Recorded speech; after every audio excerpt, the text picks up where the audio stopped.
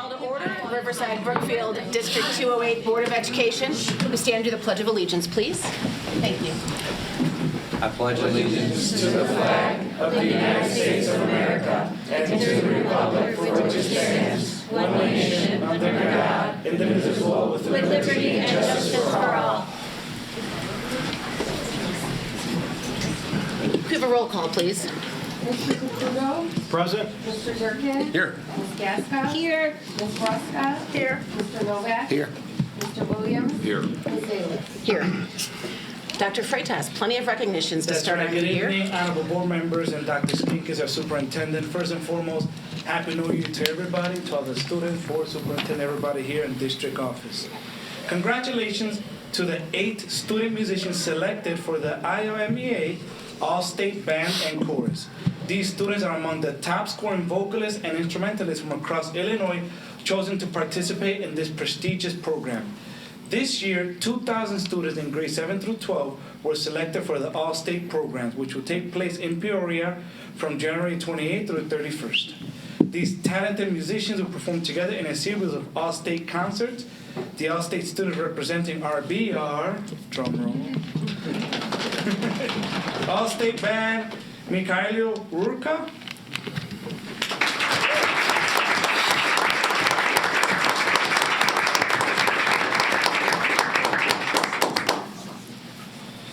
Honors Band, Tabitha Royer. Tabitha?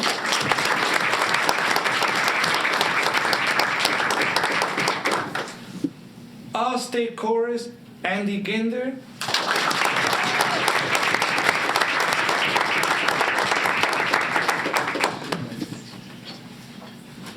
Also All-State Chorus, Lena Wren.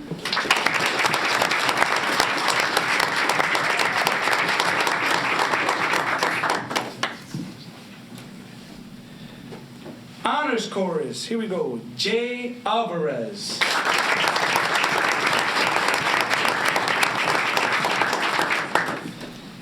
Henry Backus.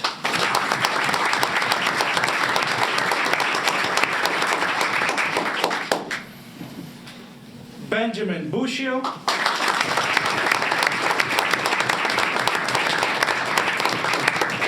And last but not least, John Decker.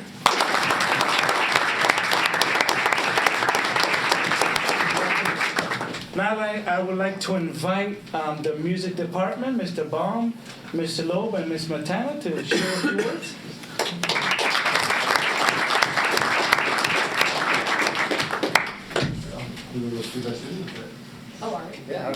So, as always, we're very proud to have this group of students behind me to represent us over at the All-State level. They have won. This is the All-State Championship. Slam dunk already.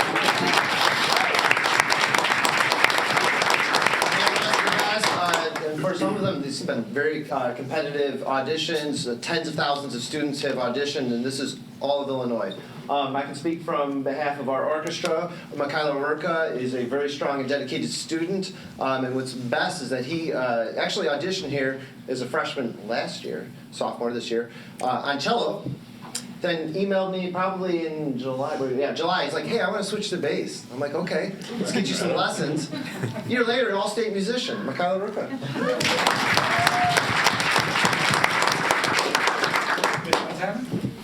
I won't go through individually all of my students, but we have 6 choir kids going to All-State this year, which is the most that we've had since I've been at RB, which is really exciting. And looking at these specific individuals, the growth that they've shown in their time in high school, some of the upperclassmen will think back to their freshman year, and even the non-seniors, I'm sure, think back just a couple years ago. These are incredibly dedicated students.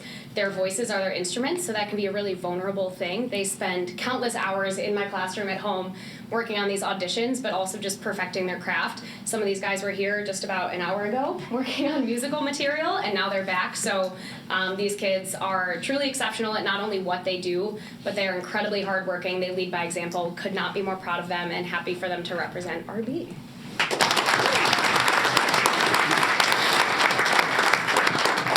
Just to add on to it, Allstate isn't for just music majors. I think we can get confused by that. In fact, most of these kids are not majoring in music. Some of them are. Raise your hands if you're majoring in music. Oh, none of them are. So, it goes to show the mindset of the musician, though. These are really hardworking people. They get grit, they get determination, they get growth. Tabitha, she's not here right now, but she tried 3 years in a row to make it to Allstate, and she was elated when she finally got it her senior year. So they get told no, and they just keep getting up and going again and again and again until they make it. And they're all super awesome people. So thank you all for representing our school. How many are seniors? Mr. Baum, how many are seniors from the group here, and how many will we see back again maybe next year? Henry's a repeat from last year. Okay. And then all of them are seniors? Three choir kids and then Tabitha. 3 choir Wonderful. kids are John, seniors. Lena, and Ben are seniors. Well, Kyla's a sophomore. Yeah. So hopefully we Jay is a sophomore, Andy's a junior. Wonderful. Yeah, no, we like to see it's such an accolade, so congratulations to all of you. Nice job.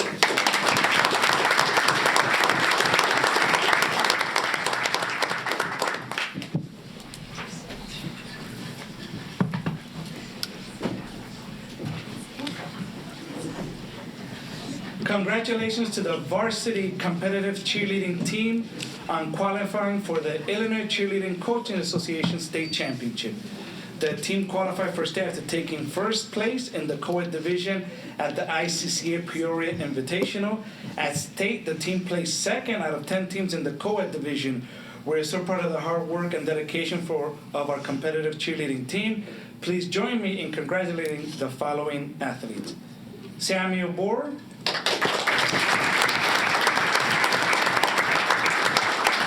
Samantha Don, Brooklyn Delgado,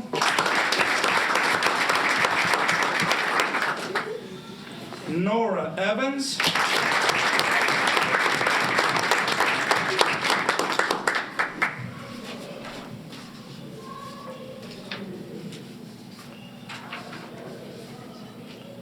Sienna Giampitro,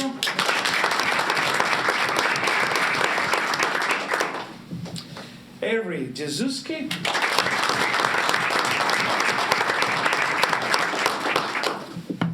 Chloe Gonzalez,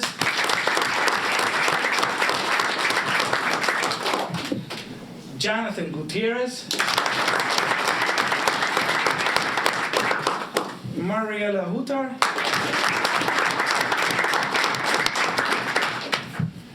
Alexa Machieski,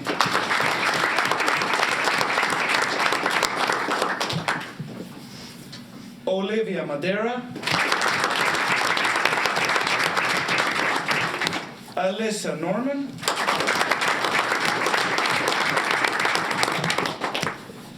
Tali Schultz,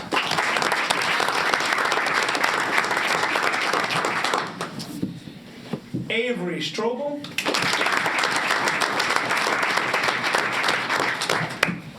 Isabella Taliferro, Juniper Wendell,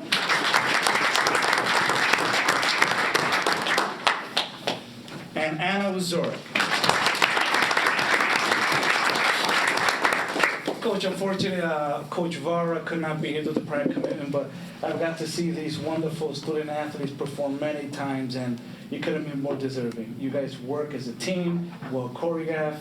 I mean, you guys look, as I said, as a wing of an eagle moving all together, making beautiful cheers. And my beautiful girl, we're so proud of you. Keep it up with them, guys.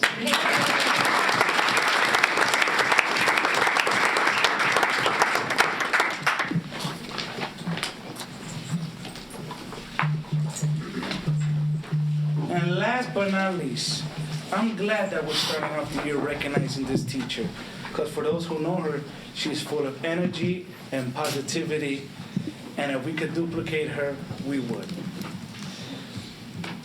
Applied Arts teacher Ms. Patty Sarkady has earned National Board certification in career and technical education from the National Board for Professional Teaching Standards. National Board certification is considered one of the most respected professional credentials in U.S. education. To earn it, educators voluntarily complete an in-depth multi-part process that includes submitting classroom videos, student work samples, reflective writing, and a content knowledge assessment. Because it requires extensive time, analysis, and evidence gathering over several years, it is widely viewed as one of the most challenging professional accomplishments in education. We are incredibly proud of Ms. Arcady for her hard work, passion, and dedication to grow as an educator. RB is fortunate to have her here.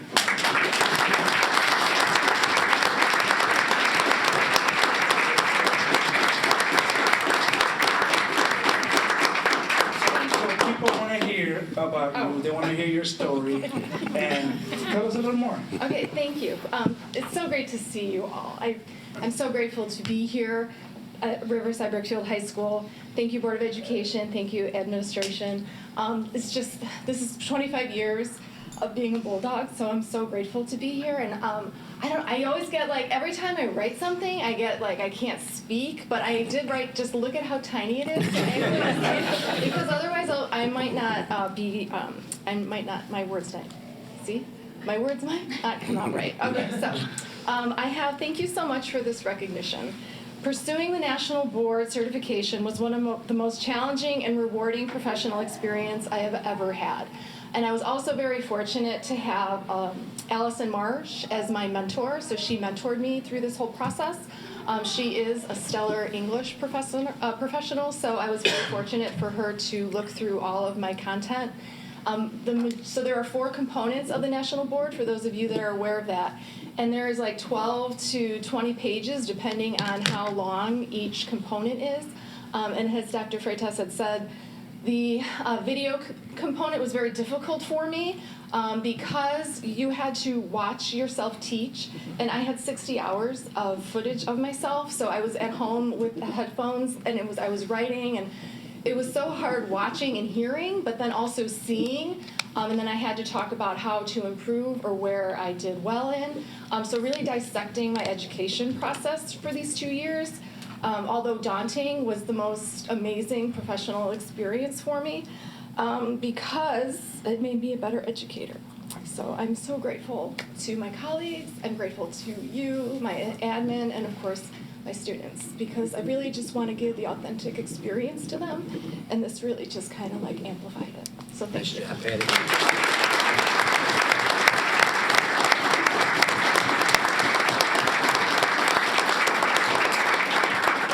To all those honored this evening, we would like to take pictures, okay? We could go outside. Miss Arcady, please don't leave, all right? Cheerleaders, all we got to see that one. We can go outside, teachers, take some pictures, okay? And then you'll be dismissed.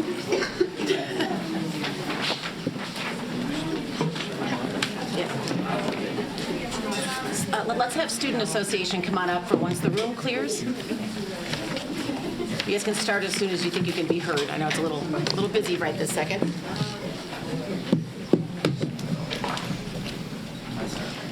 And remind us your names and what you're up to. Love to hear it. So my name's Tommy Bogdan. I'm the treasurer of the executive board. I'm Santiago Medellin. I'm the president. And my name is Violet Thierry, I'm the student spokesperson. So we just want to kind of give you guys a recap of what we've been working on and what we have accomplished in the past few months. So in November, we had our Cards for Veterans, where we created 700 plus cards for the Fisher House. We set up tables down there, and we had a bunch of our classmates and a bunch of admin come down and like staff write a bunch of really nice cards for veterans.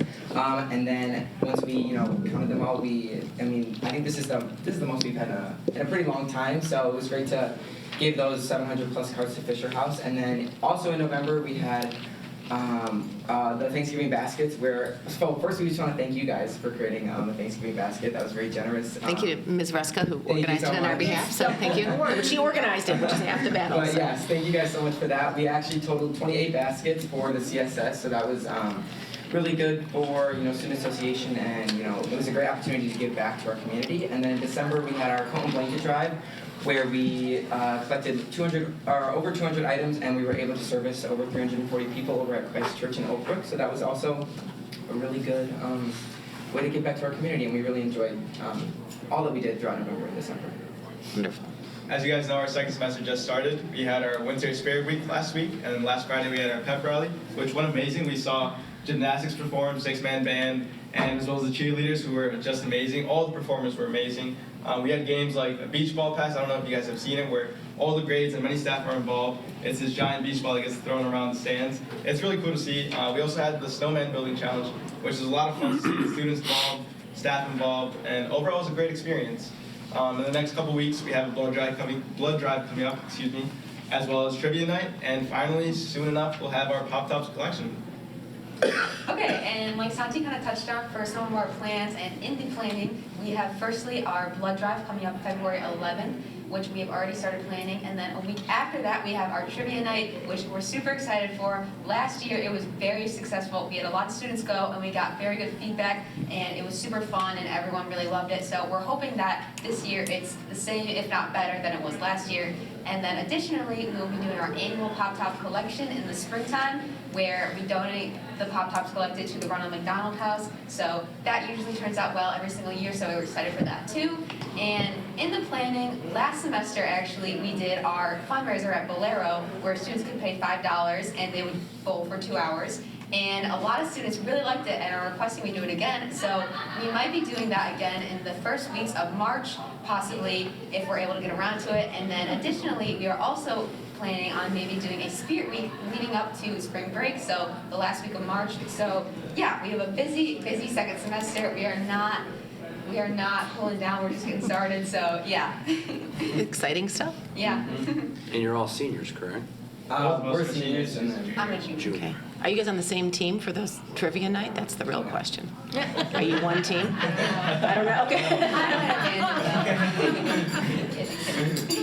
Is the administration on a team? I think so, yeah. We've had a lot of staff come to us and ask like when we're doing our trivia night, so I think the staff are very excited for that. Good deal. Yeah. I don't want to volunteer anyone here. The board would do. Everyone's welcome. Well. The more the merrier. Thank you, guys. Thank you, guys. Thank you guys. Do you guys have any other questions? No senioritis. Wear a coat on Friday. Yeah, it's gonna be chilly. It's going to be very cool. Chilly, but not chilly enough. Move on to the time. No, thank you. Thank you all very much. You have a great second semester. Thank you. Thank you guys. Keep up the great work. Thank you. Dr. Skinkis, move on to the superintendent's report. Superintendent's report, I'll keep it brief. I know we have some other presentations tonight. Senate Bill 637, I've been in regular contact with the zoo, which is serving as the primary liaison with the Forest Preserve. The draft sublease agreement presented to the board last month was shared with the Forest Preserve's Land Use Committee earlier this month. The Forest Preserve staff have completed an internal review of the agreement and drawings provided. There were some minor comments. I'm working through that with the zoo and the Forest Preserve.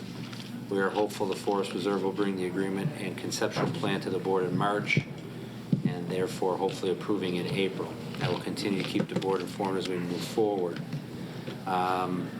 Cook County property tax disbursements. I know this has received a lot of attention both in the media, the newspaper, and at our board meetings. We did receive 2 installments from the August. Let me repeat that. We received 2 installments from the August tax bills, December 29th and December 30th. So we were definitely behind, but we got $8.4 million, which represents about 45 to 50% of the revenue expected from the August tax bills.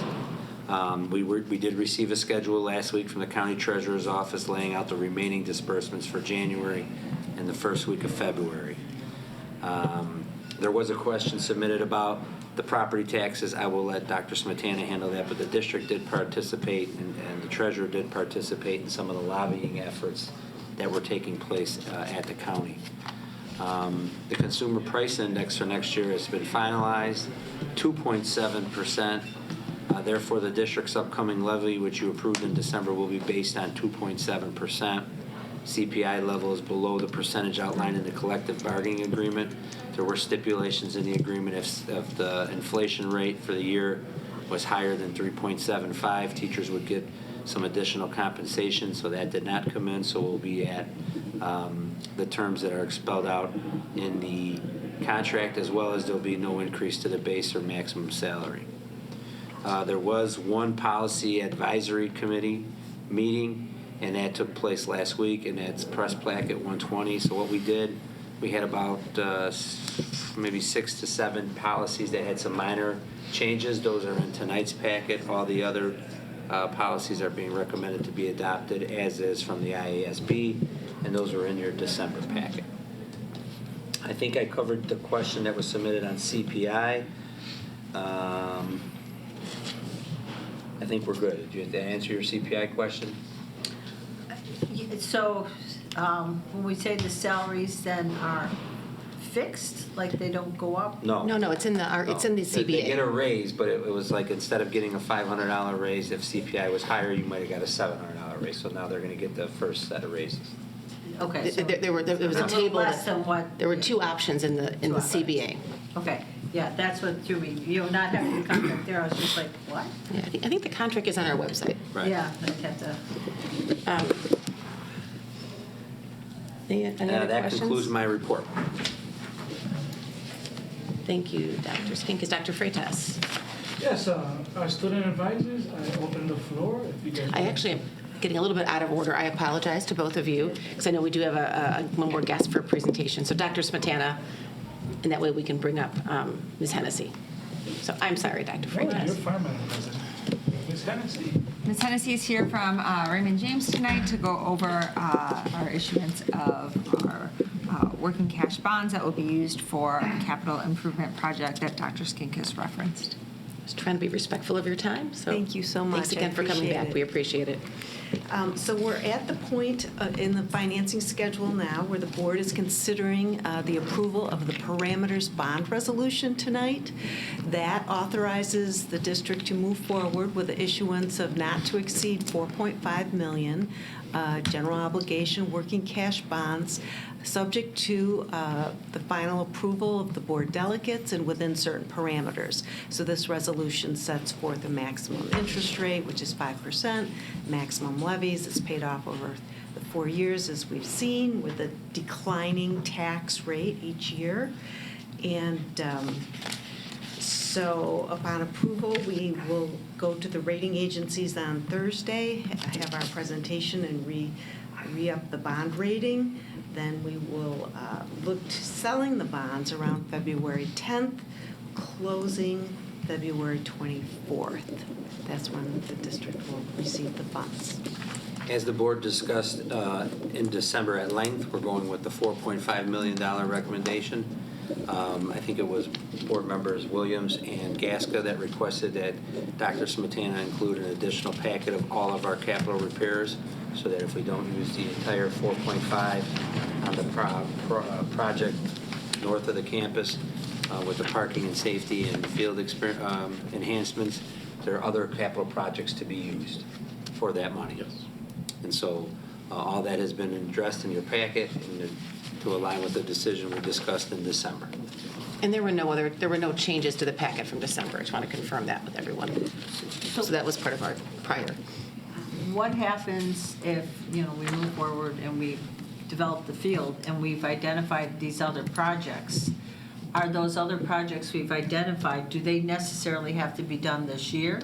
No, those Or do we have time to do those? We have time to do those. There's no obligation to, Okay. the board members at the December meeting asked the question of, well, if we go with the highest amount of money and we don't need the highest amount of money, is there other capital improvements? Or if something were to fall through with the negotiations with the zoo, are there other capital improvements that need to be addressed? And so that's what Dr. Smetana and I laid out for you. Right, and I saw some, like the recoating of the pool and different Right. parts of the roof. And so, you know, Right. my question was how urgent were those? Because if we're fortunate enough to develop the field, are we now in a situation where we also have to do those other projects? Those other projects are not going away. Yeah. But they are a list of things that we will then address in future life safety or capital programs. Okay, And so we on have time. And on the chart, I included a anticipated timeline of what year we would it's all hope to laid do out those there. projects as well. Page 140 on Tammy, can you go to that page real quick? Page 140, Tam. I think that was actually a very helpful document, so thank It you. really is great. So it lays out like when we think we have to do them. So you see some that's 2029, Okay. 2027, 28. But I think one of Ms. Reska's questions is that there's not, these dollars in this issuance are not time stamped. These become part of our capital allocation that we can spend in any version in the coming years. So that's a positive.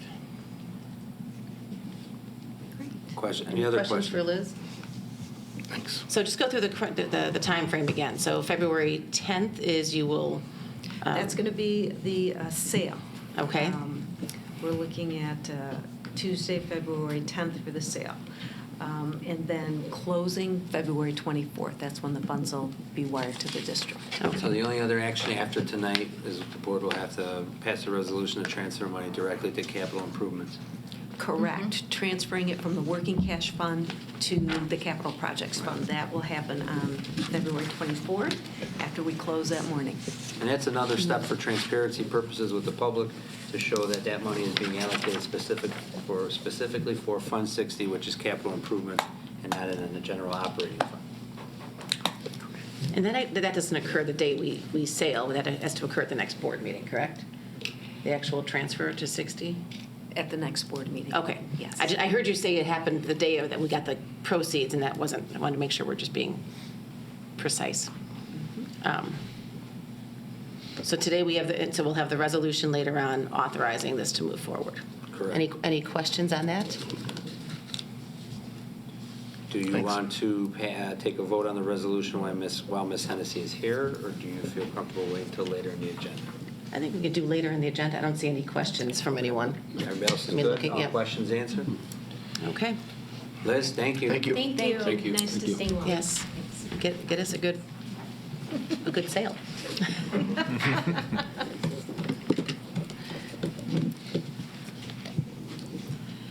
Dr. Smetana, do you want to go back to the rest of your agenda? Yes, tonight I'll provide the Board of Education with the financial information for the month of December, which represents 50% of our fiscal year. Start with the monthly summary report. The total operating revenue for the month was $7,598,837, with 92% coming from property tax and CPPRT, 5% coming from evidence-based funding, which is state funding, and 3% coming from federal and state grant reimbursements. The total operating expenditures for the month were $2,747,188, with 70% towards salary and benefits, 15% towards operations and maintenance.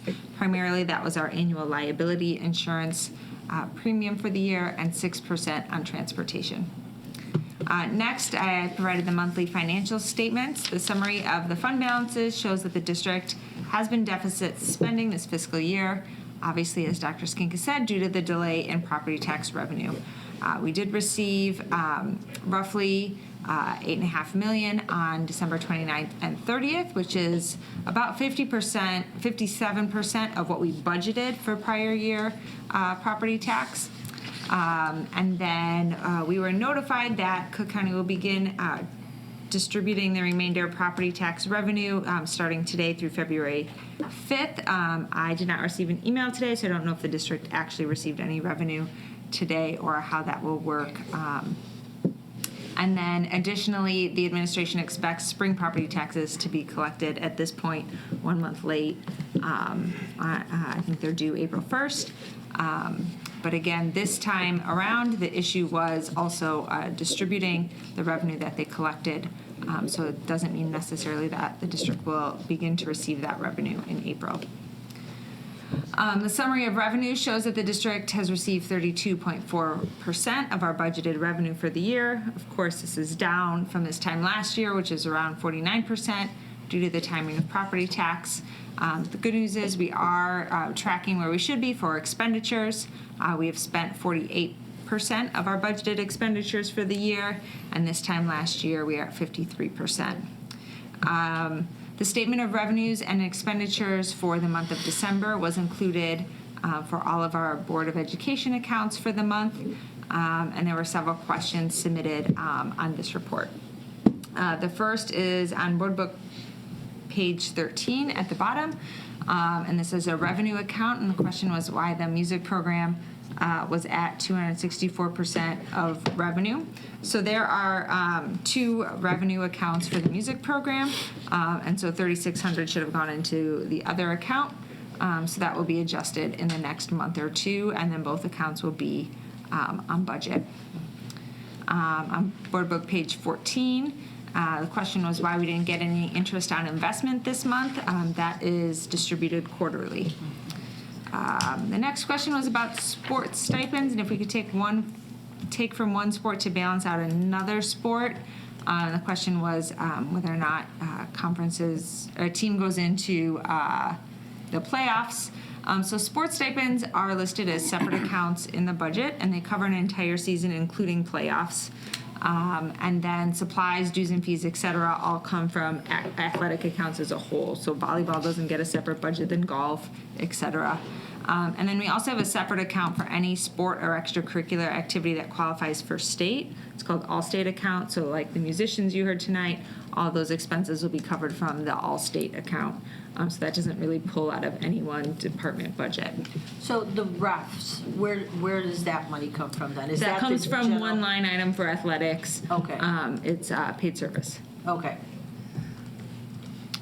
Tuition, there's a question, it's Board Book page 20, on regular ed.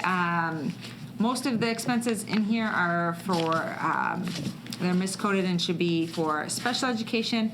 What usually comes out of here is if there's a regular education student that needs to be placed at our safe school, often in lieu of expulsion, or if regular education students need tutoring that are hospitalized, that will come out of this account as well.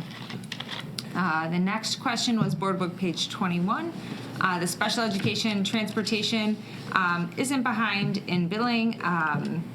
There is some lines, there are two special ed transportation accounts. There's one labeled special education and one labeled LADSI. And so between the two of those, we're pretty much up to date. What often gets behind is athletic transportation. For a student, they're typically behind and they bill in waves.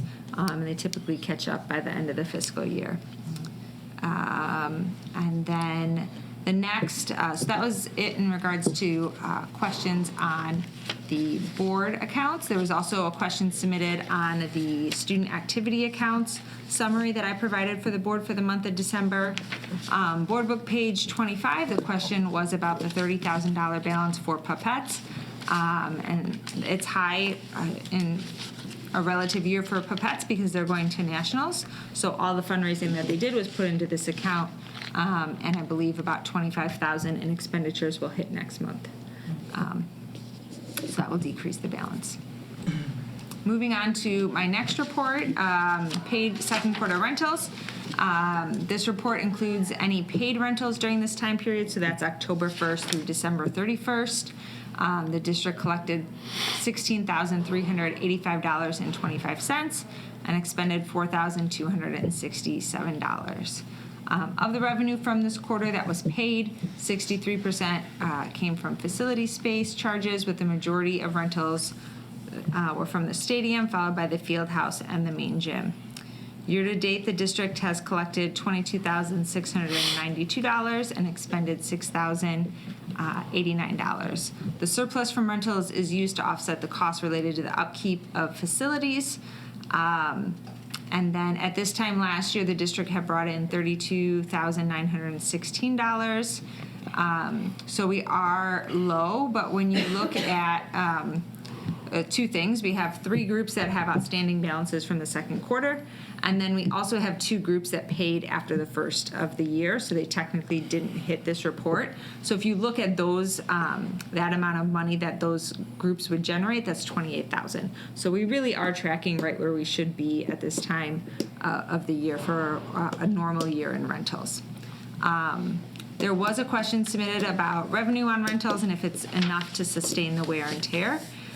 We revisit pricing every other year and compare it to local schools. It's a balancing act of serving our community and allowing all of our feeder groups to come in and use our facility at a reasonable price, while also providing revenue for the upkeep of facilities.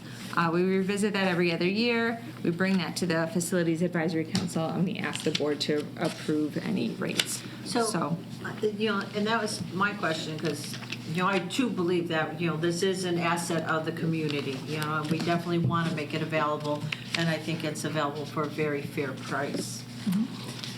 But as we start to look at having to do like the new, to renew the football field, the turf, like those big repairs that happen, or when I saw the refinishing of the pool, those are things that you do once every 20 years or 15 years.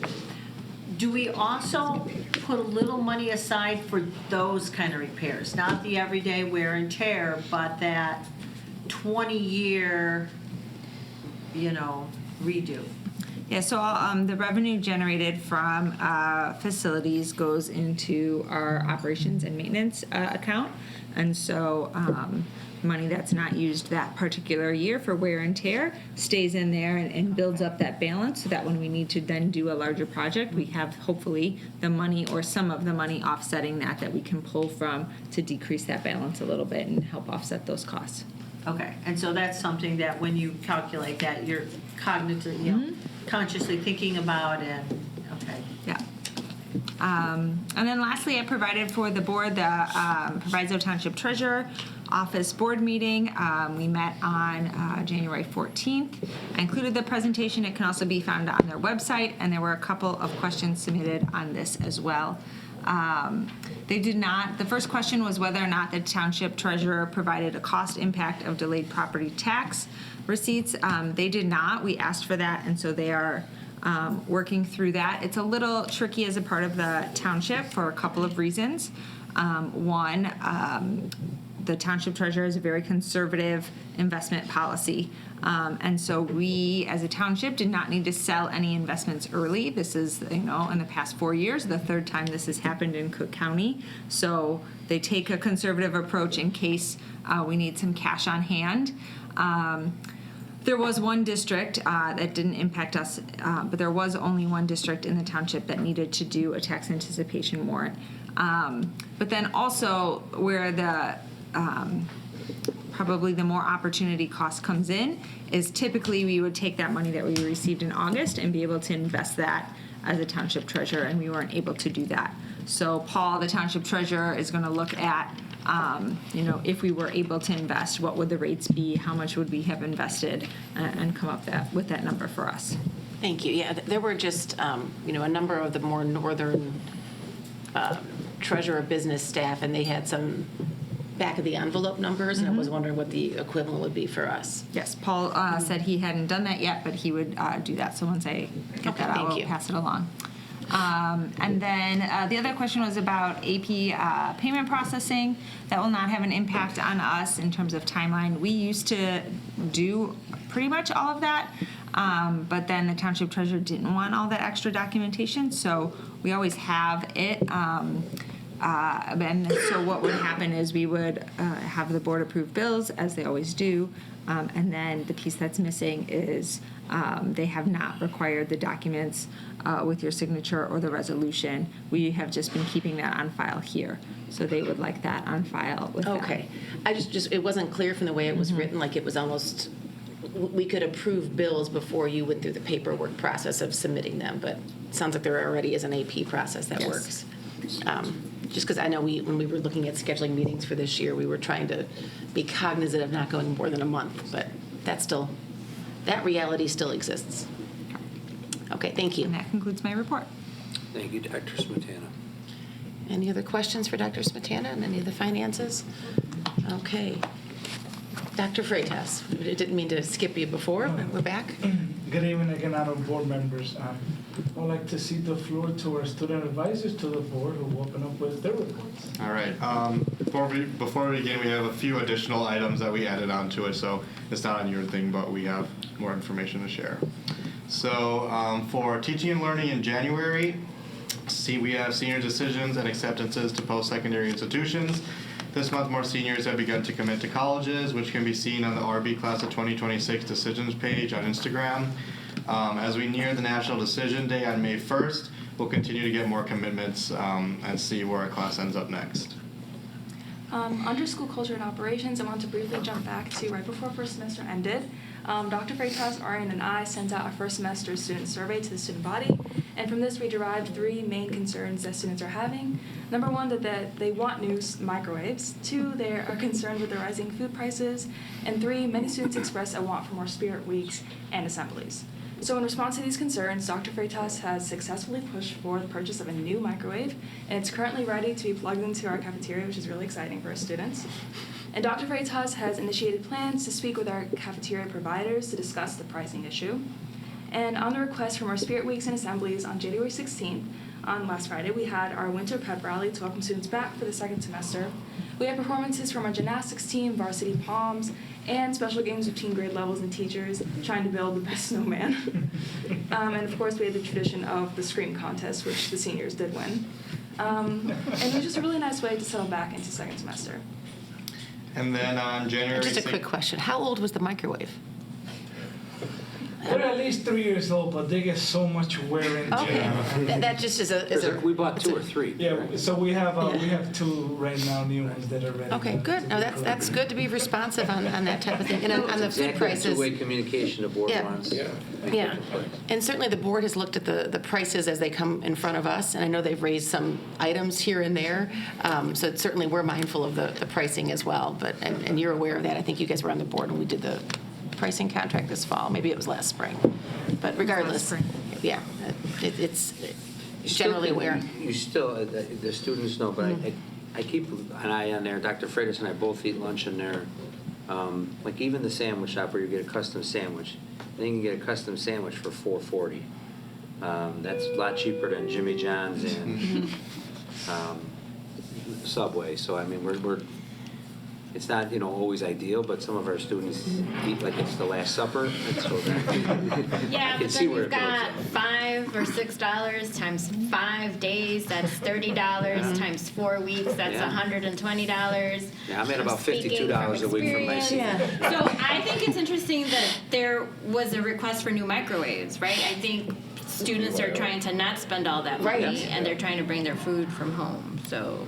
Yeah, thank you for the microwaves. I also meet with Quest a couple of times a year, and we met last week, and they are rolling out value meals. And they will be designated, so they will be cheaper alternatives that they're like kind of packaged together, so you could get like this and this and this together for this price. And so they're going to start rolling that out as well to help. And in doing that, those are also meals that are available to our students on free and reduced lunch. So our free and reduced lunch students will have expanded options. They won't be as limited as to what they can get in the cafeteria. There'll be more options available to those students as well. Oh, so they're limited. Right now, there's like a few options. They don't. Students on free and reduced lunch don't get to. I didn't want to know that. Okay, thank you. Well, thank you. I'll think about that one. Thank you.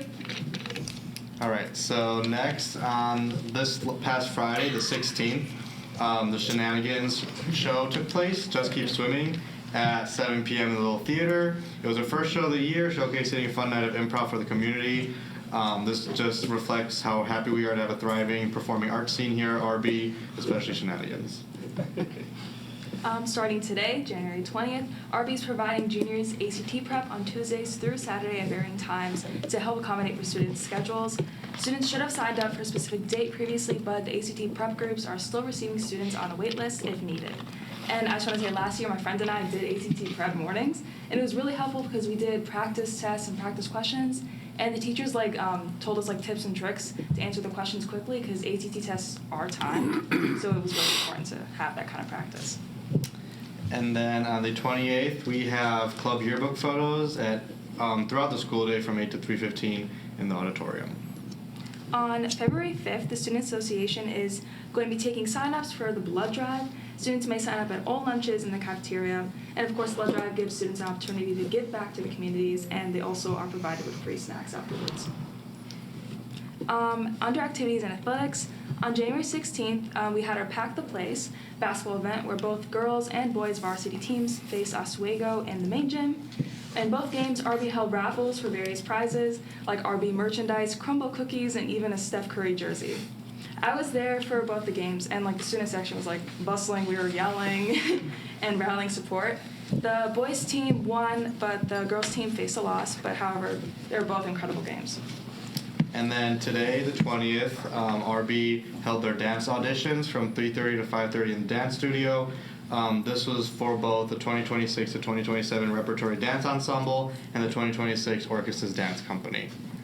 And then on the 23rd, we have girls basketball senior night at 6:30 in the main gym. And on the 31st, we have varsity competitive cheerleading IHSA section game at Buffalo Grove. Time is still to be determined. And then looking ahead for February, we have Winter Palms / Hip Hop Senior Night on the 13th at 6:30 in the main gym.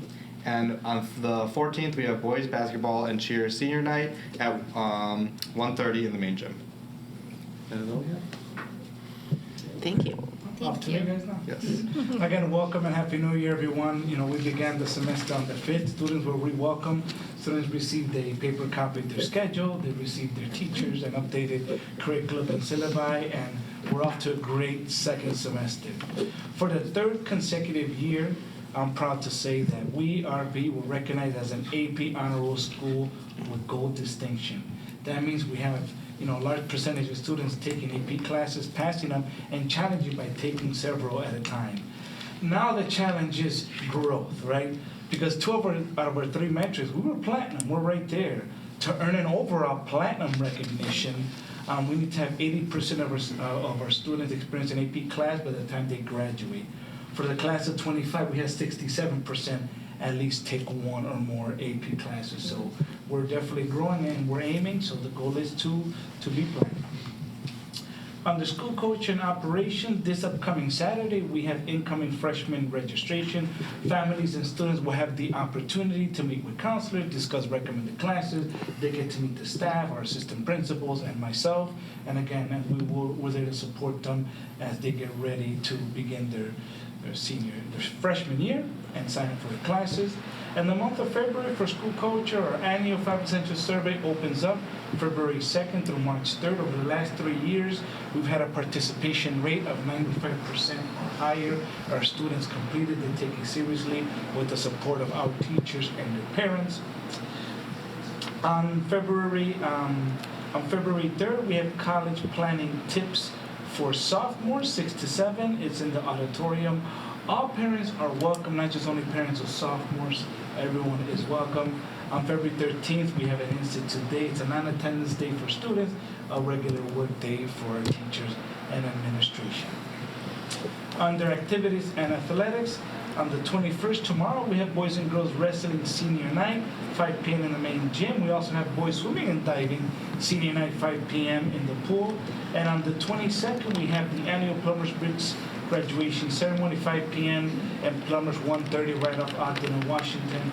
And I want to thank Mr. Durkin, and of course the board for helping us bring that program to our students. Every year, for the last 4 or 5 years, RB has been represented within the Plumbers program. So thank you, Mr. Durkin, and thank you, Board of Education, for making that happen. And that concludes the principal's report. If there are no questions, I would like to bring up Mr. Dave Manick, our Assistant Principal of Student Affairs for the first semester Climate and Culture. Mr. Manick? Bring Harley. Bring Harley. And of course, our deans, Dean Carol Weinberg and Dean Alberto Hines. He's not going to be left out. No. Oh, he's Taking my spot. Harley's reporting too, right?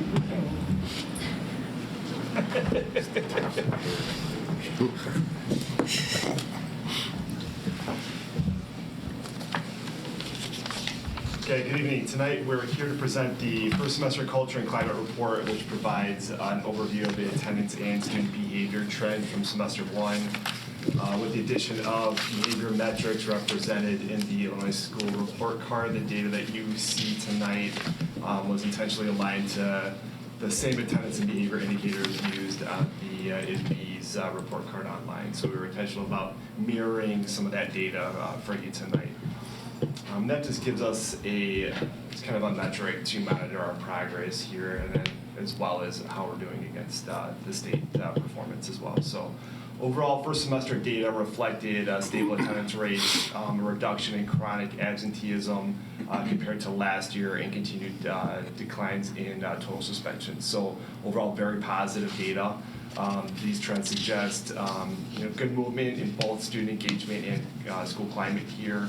And also, this data helps us identify areas that we need to shore up and provide some additional interventions and supports. So at this time, we'll turn it over to the deans, Ms. Weinberg and Mr. Hawkins will give you additional information and detail for that data. Hi, good evening. So as Mr. Mannon mentioned, we are seeing some stability in attendance, if not some modest gains that we're pretty proud of. So you'll see that under 2025 for our ADA, our average daily attendance, we're looking at 93.42, which is up slightly from last year. And if you draw your attention below that, you'll see kind of some standard behavior with what monthly ADA looks like, where you start off the year very strong, 95% and above in August. With some decline there, and then a spike back up in December as we get closer to finals time and some more compulsory attendance situations there.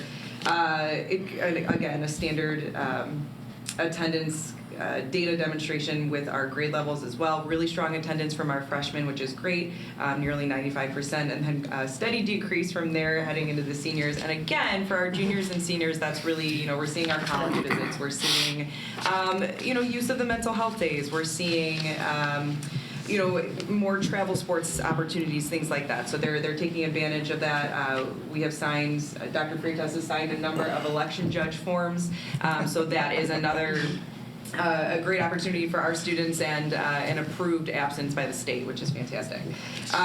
Chronic absenteeism, you'll notice below that.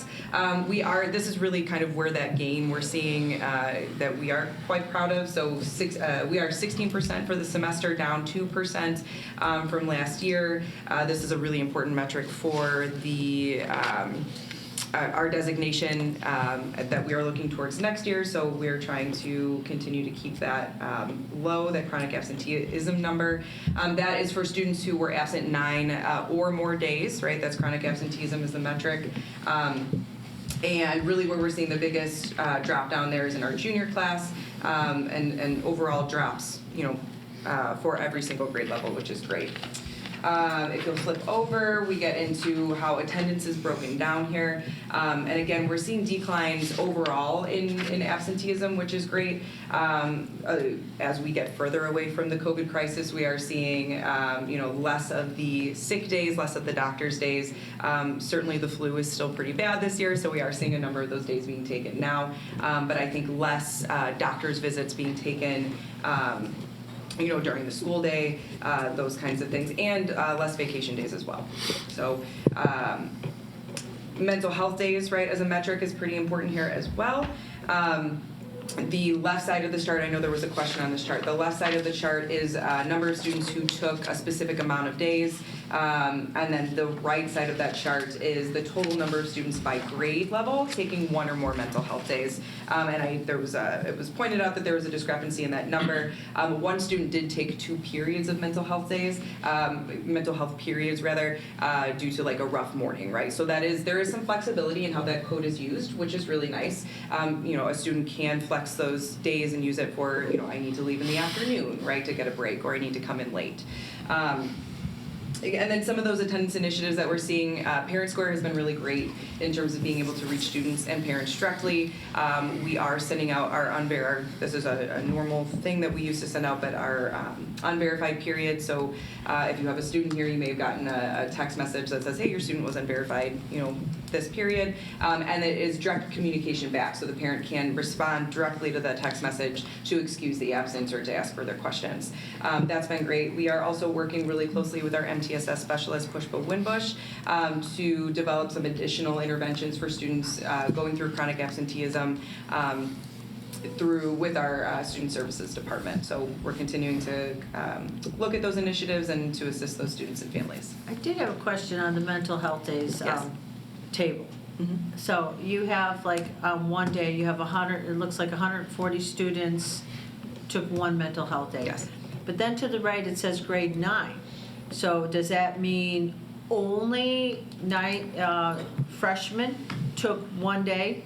Yeah, and so that'll be fixed for our second semester. It's two separate charts here. So look at it, you look at that line as separating two different charts. The information on the right with the grade level is students who took any mental health day. So there were 37 freshmen, right? 37 students in grade 9 who took at least one mental health day. Okay. Right? The information on the left side of the chart is how many students took at least one, how many students in the entire school took at least one mental health day. How many students took at least 2, right? So it is 2 separate charts. It was just a misprint in the way that it was produced. So like on the second one, you have 57 students. I guess the grade is kind of confusing because you have 57 students took 2. Where's the 57? I'm sorry. Laura. So if I look at the far right where it says students, 54, so 10. See where I go across? Yes. That's where I'm getting a little confused. I think there should be like a thick bold line between the two tables. Yeah. When I put two charts together, and we just need to delineate it by a big bold line in between. So they're 2 separate data points. So you can't read it from left to right across 4 columns. You can read column 1, column 2, and then you can read new column 1, new column 2. Grading students is not meant to be as not. So they're not the number of days. No. So we're just, so the right 2 columns, that's the number of students within each grade that took at least 1? Correct. Yes. Okay, so there's no note there. No. But on the other first 2 columns, that's the number of students, we just don't know what grade Yes, they were that's at. total students who did, that's more for Total how many days are students who took students how many taking, mental right? health Because they days. have up to 5 per year. So that just gives us the data point on how many students are taking, 1 day, 2 days, 3 days, 4 days. Okay. Keep going, Kara. That's it for me for attendance unless anybody has questions on the data. Any more Dave, questions? Mr. Mannon, I'm sorry to say, Mr. Mannon, I know you try to keep it all on one page probably. Yes. No shortcuts on attendance. No, There we go. and there are positives here. So, the data metric, and then we try to align it with the state report card.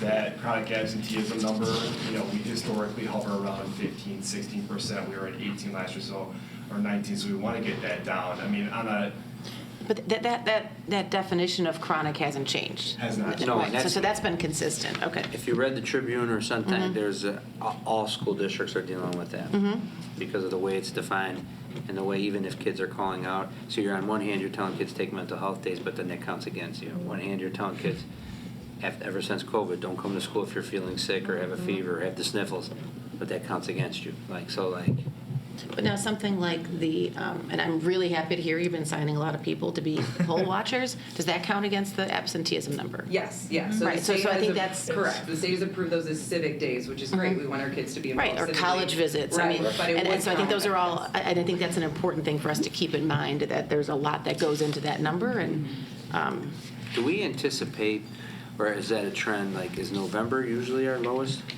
Yes. Do we think that's because we have the 2 days and then off 3 days? A little bit. No, I'm serious. The total number of days is less. This is an example of what would be a board issue is the board approves the calendar. So I mean, if the board said, hey, we want to fix attendance in November and give the whole week Take off the at whole week off. Thanksgiving, but then the board has to make up 2 days that we're not taking off. in the Does he district still- that my kids go to, that's how it's set up. But you're prolonging, it might be an adverse thing where then at the back end of that week, then you're getting more absences because of the late, the holiday arrival too. So by fixing things one way, you might make it worse on the other end too. So Well, you'd have to either push graduation past Memorial Day or But do we have enough data to show that that's when the majority of students are taking? That's what I asked them, to just kind of pull a little more and let's look at it again. We already approved the calendar for next year, so it's not something, but if we pulled the 3 or 4 year history of November and it's always that week, I think it's viewed as a good travel week, right? For better or for worse. What do the feeder schools do? Because I know Comar, if I remember correctly, was off I for the want to say entire week. the students are off, but I want to say that I think, if not all of them, most of them use that 2 days for their parent-teacher conferences. Oh, yeah, I But think that would be so. kicking our parent-teacher conferences almost to the end. you're almost a quarter and a half through then. You're almost right before finals. Yeah, then. you're talking 13 weeks, 14 weeks into a class. There's not a lot of time for them, right? The intervention between the parents, teachers, and students. Just see what the data looks like. It might not be all of it, right? Or then what's the percentage that take off during the Thanksgiving week? And then maybe have some sort of incentive to make sure they come the first 3 weeks of November. That might be easier to do than to screw up the calendar. Right. Sorry. Changes are very hard on those things, yeah. Perfect attendance first 2 weeks gets you a free day, not Figure it out. Turkey dinners. Turkey giveaway. There you go. For perfect attendance. turkey shoot for. All right, Dean Hackett. Good evening, everybody. I apologize if my voice is a little hoarse. I'm recovering from screaming at the TV on Sunday. So, it's all right. So we'll go over discipline and school climate. Overall, suspensions decreased to 20 from 32 last year, first semester, and then 45 in 2023. So as far as that goes, a pretty good number there as far as those incidents. Specifically with drug possession, THC cartridges, and fighting, those were a major decline, right? And then incidents related to disruption of so what we call DLO or DLE, those for the most part remain stable. We do have a new category that, as you would imagine, that is probably going to grow in upcoming years here with creation or dissemination of unauthorized electronically created content, right? AI. So we did have a couple of incidents with that. But again, overall, 20 suspensions first semester, 20 students. Primarily, if you see the numbers, a lot of sophomores, at the 10th grade level. But again, overall reduction across all grade levels. As far as the numbers go with, on the next page, analyzed by race, suspension rates were pretty proportional as far as, based on the enrollment, and a very small percentage of the total student population, so less than 1% per subgroup. There was no disproportionate impact at the population level. A few of the initiatives that were new this year, obviously with Student Square communication, there's direct communication. It comes to us like a text for the most part. Same way to parents and to students. When kids serve an in-school suspension, ADA, there's a reflection piece to it now that gets directly sent to us. So if it's a THC or a vape, there are some specific videos that students watch with some guided questions, that then we get to see. We're going to pilot some, so it's behavior interventions to support academics through tutoring. What we're talking about there is we're trying to reduce taking students out of class, right, to serve in school suspensions for tardies or for whatever it may be, specifically for tardies. So we're going to give them an option to serve like an after-school detention in the library, but take advantage of the fact that we have NHS tutors up there, so they can get some work done for that hour. So we're going to try that. That should be coming up in about 2 weeks here. We haven't reached that point yet, but we'll give you feedback on that. See how that works. And we are security QR codes. They're checking the bathrooms, exterior doors. Sorry. Rotations in the locker room.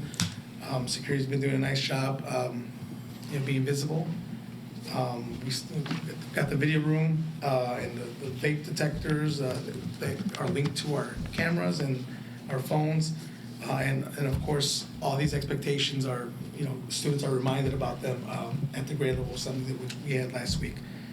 So all in all, it was a good first semester with a few students that we I believe we addressed all the questions that were submitted, correct? I have just a kind of a quick comment. Since AI dissemination is new. Can you just add a little parenthetical there, just for when you're redoing charts and graphs, new in 2025?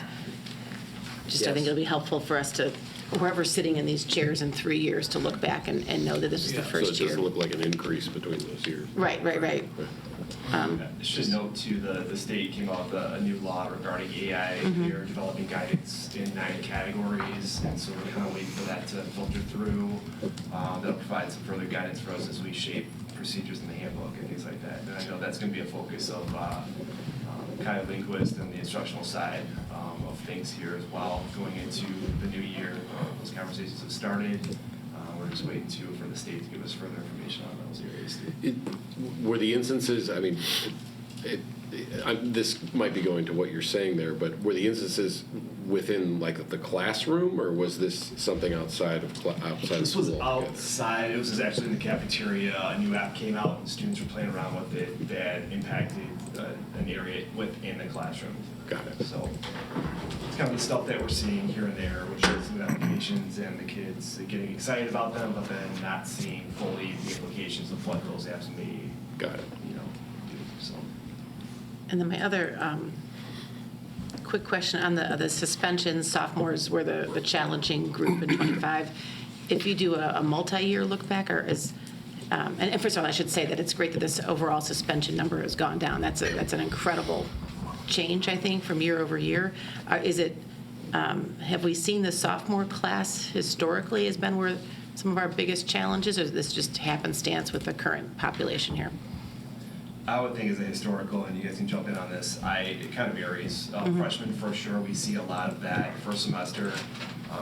This year, not so much, but typically it is younger students that are building. You had like a bad senior, we had a bad high number, I should say high number of suspensions under 12th grade last year. Right, that's why. So I think it kind of fluctuates a little bit, right? Definitely fluctuates based off of whatever. Just the makeup of circumstances. Makeup of that class. Yeah. This year we got off to kind of a rough start, and so to kind of come as a team together, see where we can increase our visibility, use the applications, technology, and all the resources that we have here, and put those to where we need them and intervene, you see the result. And so I'm really happy because it was a rough first couple months, and you see the result here and actually what is the culture and climate of our building at RB. That's a great place to learn. We just talked to the students about in our grade level assemblies, coming in and not having to worry about the safety factor is huge for us. And so providing that, as you can see from the suspension numbers and distractions and things like that, it's paying off from what we're doing. So we're going to continue to, it's never done, it's never ending, that work, and we always think outside the box and get creative, but the resources that are allocated to us from the board and what we have to work with has been phenomenal, so thank you for that too. In regards to resources, the school safety officer is good. Yeah, so helpful having 3 now and having 1 at night in the rotation. They shore up our entries in the morning and in dismissal. They also have a big part in our rotational schedule. So our security on the floor have assignments throughout the day, and so the security officers not only work through that and develop that schedule, but also are with us in regards to any questions or like significant concerns that we have. We meet on a regular basis, and then they're always in our cafeterias too. So they're helping support not only like with their experience, but like just lending a hand in how we operate things in our office has been awesome. And having that 3rd one at night though, that's been huge for greeting, for traffic control, for just having an extra set of eyes in the building and a place for people to go if they have questions. And Mr. Morello, who came for us from Riverside P, is a walker. He loves getting his steps in, so just having him on the floor and being out and about has been a great asset too. And last but not least, the star of the show, sleeping under the table, but that's been a good addition as well. Yeah, I mean, we really got lucky. He's, Harley's been here. Could we go back to, are we done with the suspensions? The last table, is that correct? Because is the denominator on the last table 1648? 1649. 1649? So so it would be 13 divided by 1649, right? Or 4 divided by 16? You're looking at like the Hispanic population? Yeah, so I don't think it's 0.7, I think it's 0.007. if that's the denominator. So that table, we might want to look at that again. Because that's a little misleading, because that's what you're saying. You're looking at the number divided by the whole population? Yeah, so it's not 7%. It's 0.7%. 13 divided by 1649 is 0.007 multiplied by 100. 0.7. It's, no, it's point. The decimal we put in front. Because that, you have to percentage, you have to. Yeah, it's 7 1,000ths, so that's not 7, it's not 7/10.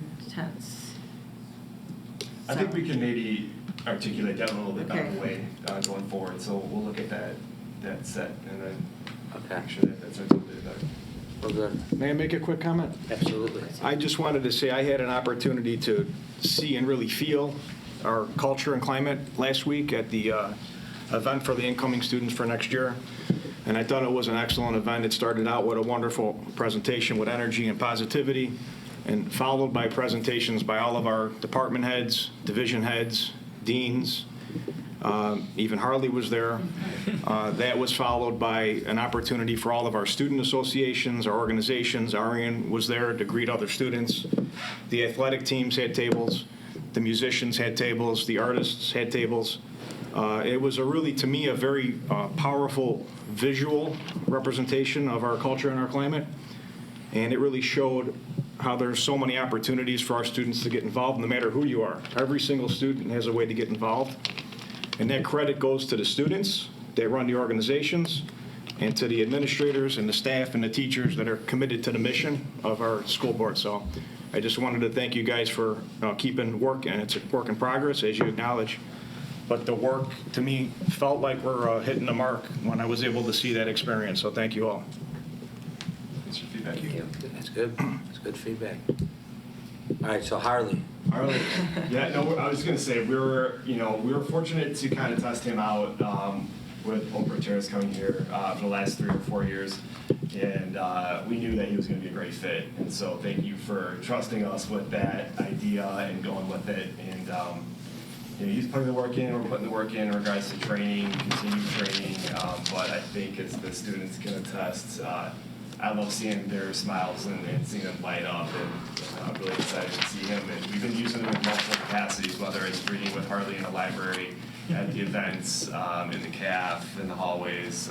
We continue to think outside the box. He's been supporting the other districts as well. I think that's been very positive. I've gotten some really good feedback on that, too. This has been a great benefit to what we're doing here, and we've had some difficult times in our office with students coming in, and he's there to support them as well. So it's been a very, very positive thing. So, Mr. Mann, on behalf of the board, I think we all would like to thank you. I don't think the board doesn't understand this. Harley goes home with Mr. Mannon every day. He's at Mr. Mannon's house with his young children and their family dog every day and every night. And Mr. Mannon has been driving to Gurnee on a weekly or bi-weekly basis to complete training so that Harley can graduate to the highest level of service dog. So there's been a commitment on Mr. Mannon's part and a lot of extra time. And so we want the board and I want you to know that has not gone unnoticed. Appreciate it. Okay. And yes, Ms. Weiberg did watch the dog for a week when Mr. Mannon went on vacation. It was my pleasure. We had retrained the dog for about 2 extra weeks. Team effort here. Team effort. Good job, everybody. Thank you all. Thanks. Thank you. Thank you. Now I'd like to invite our assistant principal for student services to give some update. Augustine? I know, I'm not Harley. Beth is guilty of carrying Ritz crackers in her purse. No, it's now treats to dog Harley. treats, only dog treats. He comes to my office every morning at 8:30. He runs in, he knows what he's getting. He's getting his dog treat. I have to stick to dog food or they won't let him come visit me anymore. So thank you so much for giving me an opportunity to just give you a brief overview of student services updates. I promise I will be quick. So course selection, we are finishing up with our current freshmen. Sophomores and juniors have been registered. It's already been stated that we have incoming freshman registration on Saturday. So the hope is to finish up any makeups on Saturday. The following week after the Saturday the 24th, And then any families that were unable to attend the Saturday registration, we'll get them in to meet with a counselor. And then we start sectioning in the first week of February. So Kylie and I will be back to report numbers, classes under 20.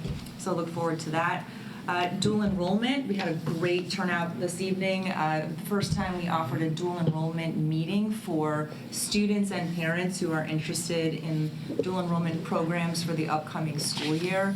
I joke that 3 years ago when we started this, we were building the plane and flying it at the same time, and then we are learning from some of our mistakes, mostly that these students are now college students, and they have the foot in the college life and the high school life. And here at RB, we are very, I should say, we accommodate very well. And at the college level, it's just a different experience. And I don't think we did a good enough job letting students know that your parents aren't seeing your grades. We're not getting regular updates on how you're progressing.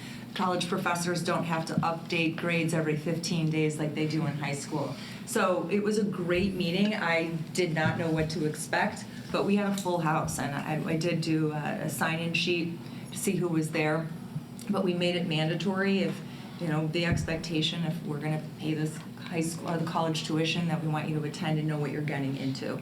So it was a great turnout. I listed the programs that are being offered for next year for possible pathways, and we currently have 27 students interested for next year. So every year it's growing, the interest level is growing. So I think that's great. Counselors will meet with seniors in English classes to talk about FAFSA completion and waivers. The last several years we've hit the silver mark with ISAC with a number of financial aid applications that are being submitted.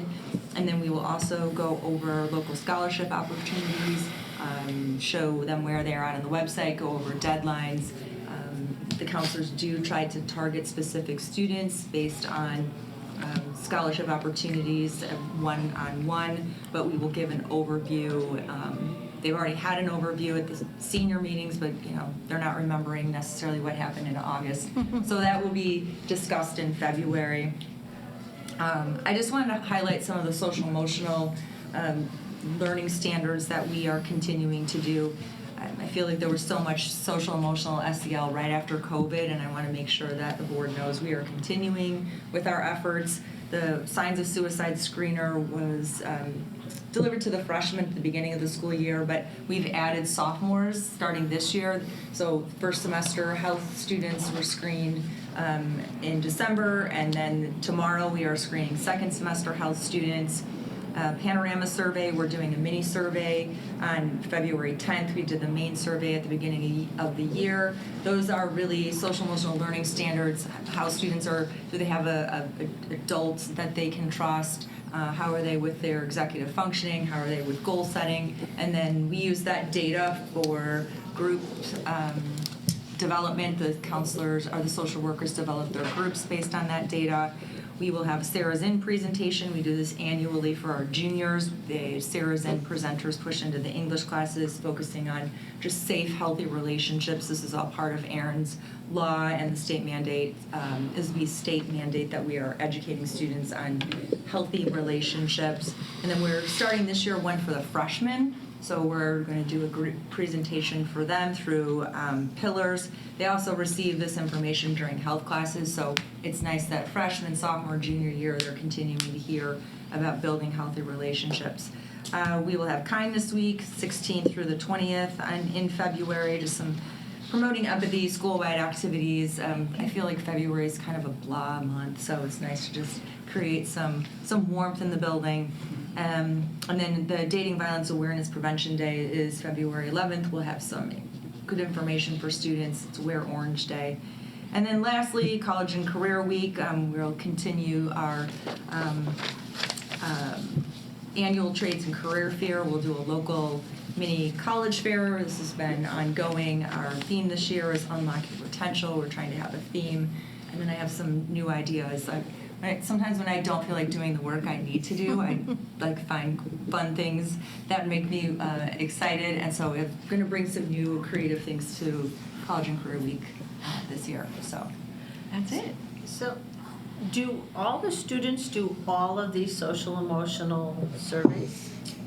So every student receives the Panorama survey, one first semester, and then a shorter version second semester. Yes. What about some of the other ones on the healthy relationships? So it's not a survey, they're presentations. Okay. So we're incorporating a new presentation this year for freshmen, but junior year, has been presenting probably the last 10, 12 years to our juniors. Remember the presentation last year? Yeah. Yes. So it's not really a survey that they're receiving. And then they are also receiving information during their health classes as well.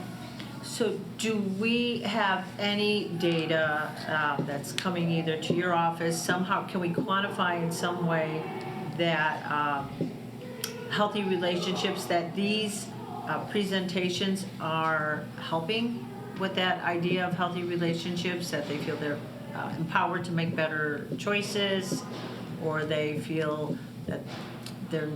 I don't know if there's data specifically on that topic, but if we look at our Panorama data as a whole and compare that to national, we're looking at like are our students in a healthy place? And I can say, I mean, I can show you the data from surveys from semester 1 and semester 2. We don't have students take like a pre-test and a post-test before the presentation, if that's what you're asking for. No, are you getting feedback, would you say, because we're making an investment and having these presentations, right? And you'd want to know that the investment we're making, that these are the right ones to use. Are you getting feedback when students are coming in, talking to the counselors? You're seeing it in other surveys or your Panorama data.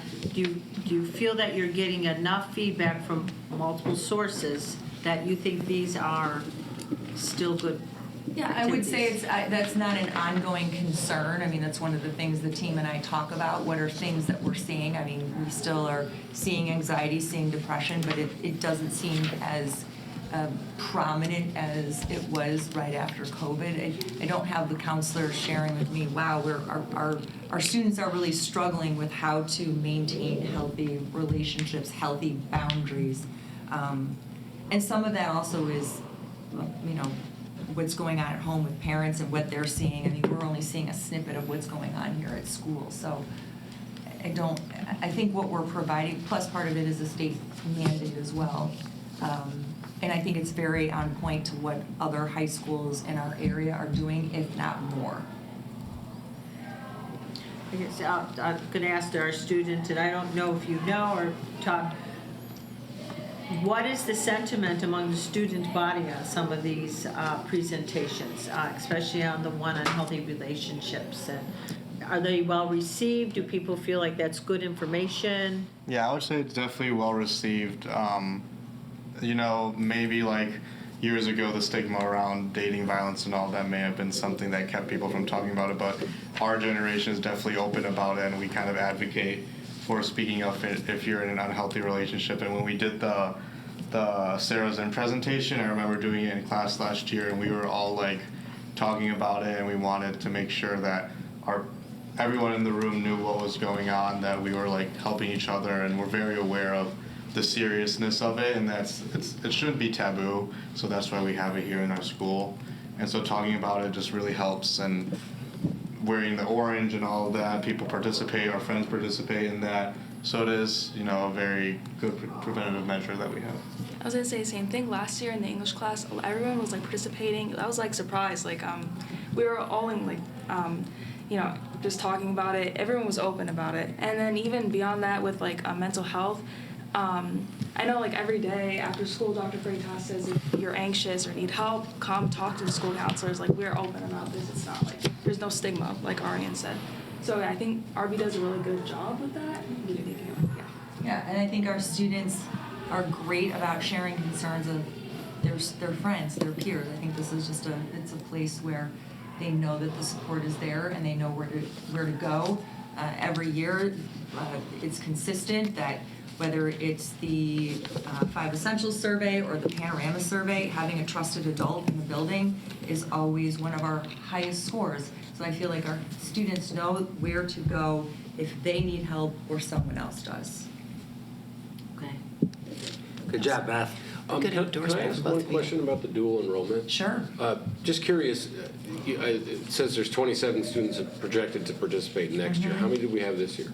I think currently there's now 14 in it. Okay. Because first semester and second semester change. Right. And this is 27. There won't be 27. There will Right. definitely be some that change their minds on this for a variety of reasons. Sure. And is there any data on how they actually have been doing? I mean, I understand that they're enrolled in a different place than here, but do Yeah. we get information about how, do we do exit interviews with the students after, or how? So you're just like anecdotal, like how they enjoyed it, Or do we actually get grades? We do. We get grades Okay. because we need to put those grades on their RV transcripts. So we do get grades. One of the things I shared with the parents tonight that I would like to implement is the students that participated this year before graduation and gets crazy in May is to have a sit down with students who are going to enroll and like what would have been helpful? Yeah. What should I have known beforehand? I will also let parents participate, but it'll be during the school day. But I said, I can stand up here and give you what I think is good advice, but to hear from your peers who actually went through it, I think could be really helpful. So Yeah. I'm going to add that to the programming starting in May. Cool. Thank you.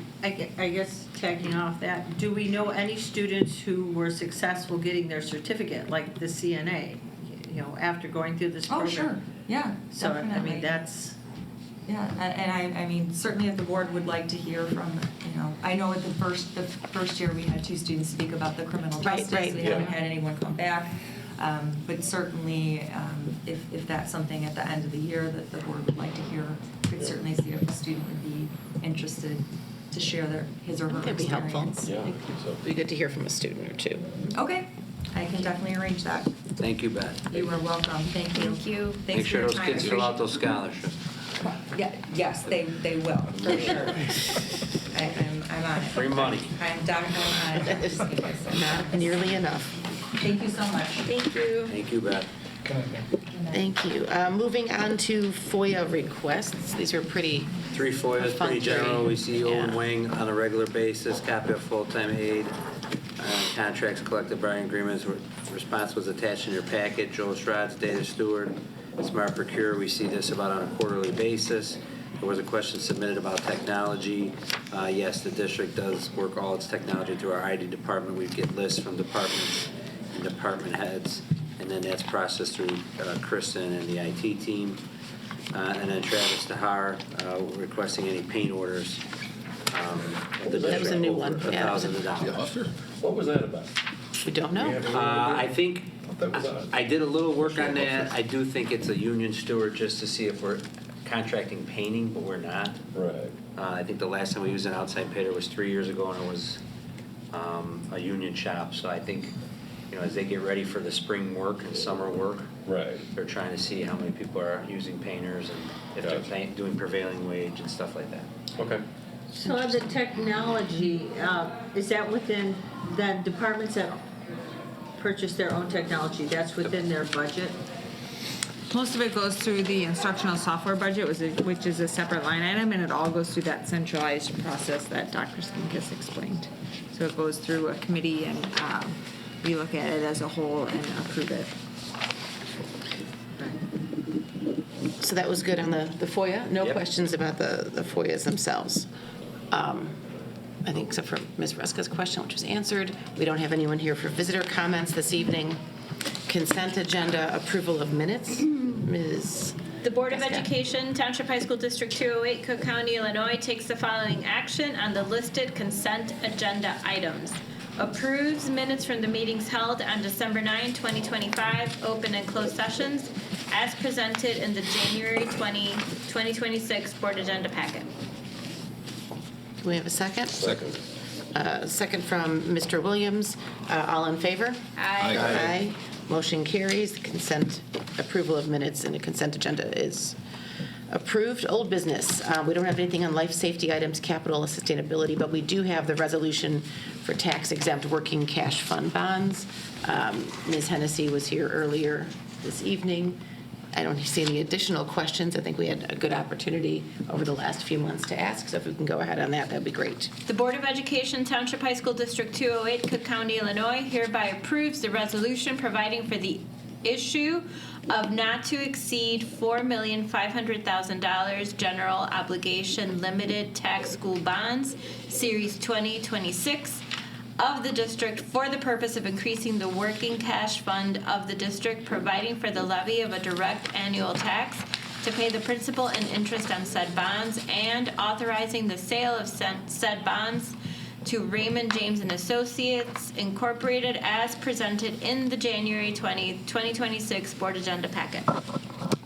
We have a second. A second from Mr. Novak, and we do need a roll call, please. Mr. Durkin? Yes. Ms. Gaska? Yes. Ms. Ruska? Yes. Mr. Novak? Yes. Mr. Williams? Yes. Ms. Salas? Yes. Mr. Caputo? Yes. Thank you, everyone. Press Plus Policy 120. Dr. Skinkis? As stated during my superintendent report, the policies that are recommending some additions have been included in the blue highlight. There was 2 questions submitted on the changes. One was in regards to the policy with the AFR.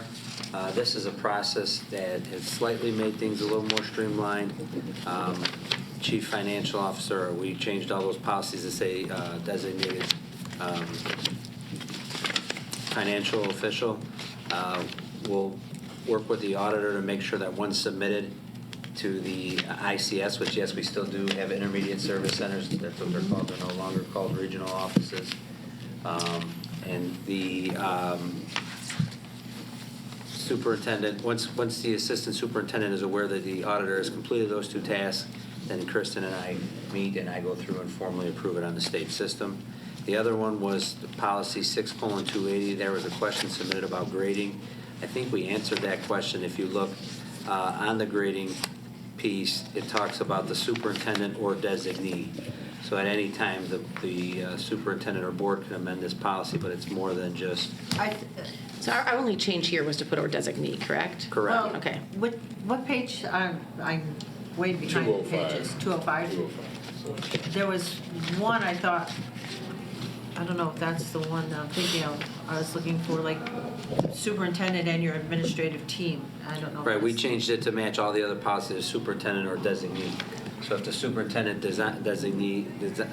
designates the administrative team to work on the grading.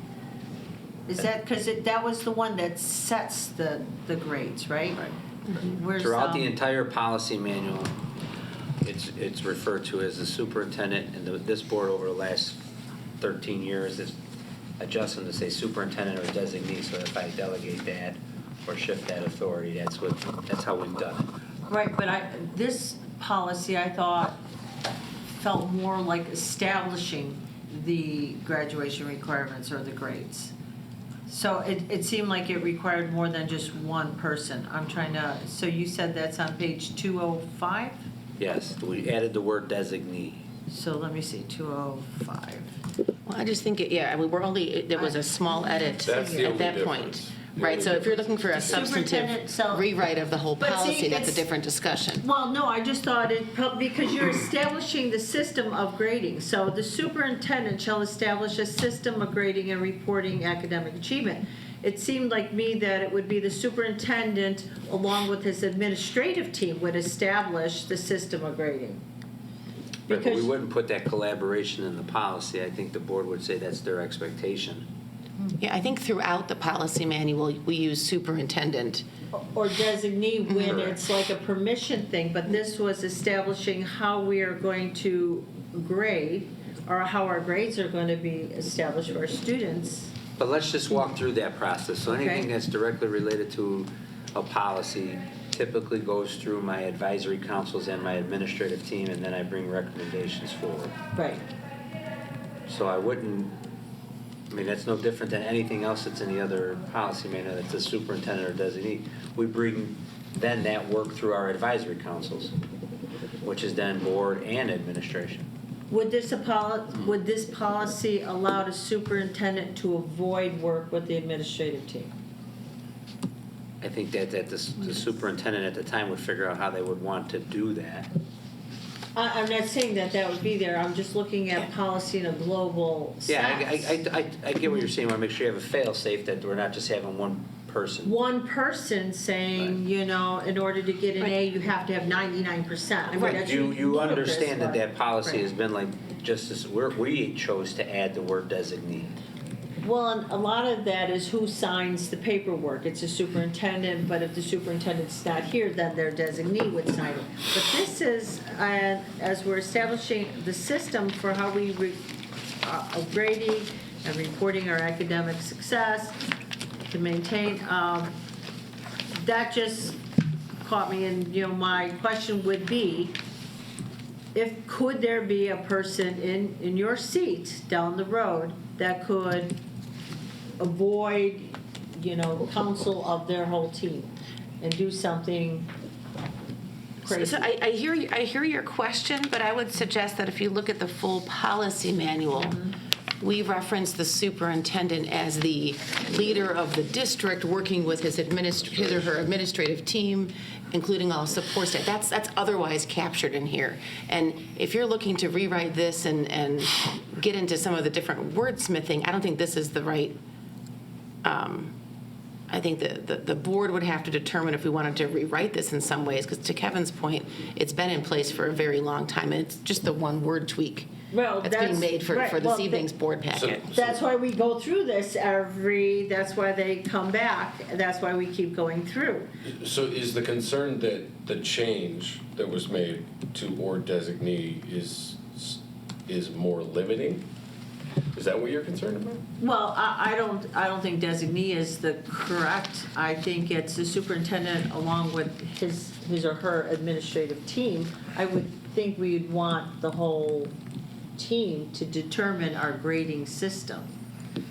I think that suggestion is a wholesale rewrite of the entire policy book, to start picking up the administration. I think it's otherwise defined, and I don't have it at my fingertips, but it's otherwise reflected that the superintendent is working in conjunction with others. If you think about our chain of command in the policy manual, the superintendent is the chief executive officer of the school district. If you wanted to add anything to like something like this to where the board would be concerned, like you would say the superintendent shall determine the grading policy and bring it forward for board approval. Because I'm not recommending that, but I'm saying ultimately the superintendent determines what pathway then it goes through. Does it go to advisory council, administrative team, parent council, teacher council? It would be like that with everything. Well, no, I mean, I look at our graduation requirements, you know, our requirements are more than the state. And that was determined by, you know, the superintendent and your principals and your administrative team. No, I think, Laura, though, you're wrong with that. You're right that occurred. Right. But if you look at the policy, it says the superintendent shall set the graduation requirement, like the board sets the graduation, like it's very specific. It does not talk about a collaborative process inside the policy.